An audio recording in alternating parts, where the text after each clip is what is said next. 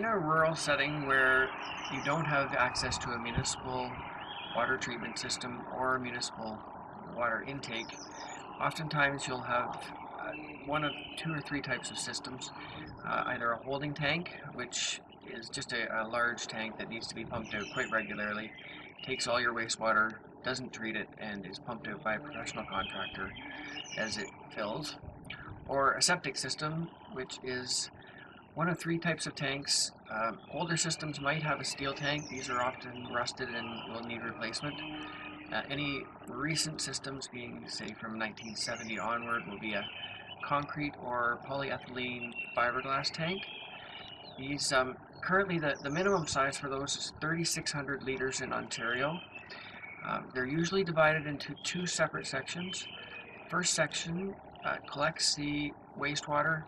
The solids settle out. These go to the bottom of the tank and will be pumped out periodically. Generally, it's recommended if it's about a third full, you have that pumped out.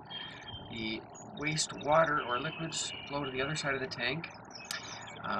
As this fills, it leaches out into what's called the tile bed or leaching bed, and then settles out through groundwater. There are two common types of systems. Conventional system is used when there's at least 3 feet of unsaturated natural soil without a high clay content, or where you are close to the groundwater or the water table, or in cases where the bedrock is very close to the surface, you would be using what's called a raised bed system.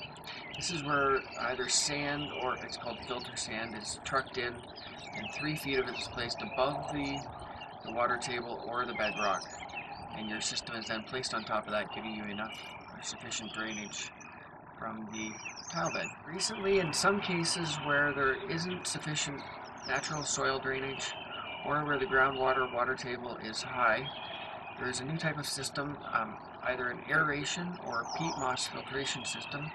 Uses a much smaller area, can be used in places where you don't have a setback from the water, say from a lakeside or a river system, and you can drain through the peat moss or through a aeration system, which basically treats the wastewater prior to it being released into the groundwater.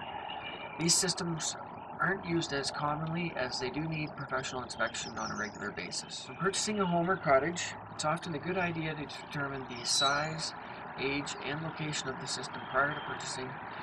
If at all possible, to look at the records for the system, how often it's been pumped out, has there ever been a problem with it, when was it installed, etc. In most cases, it's recommended as well to have it inspected by a professional certified contractor.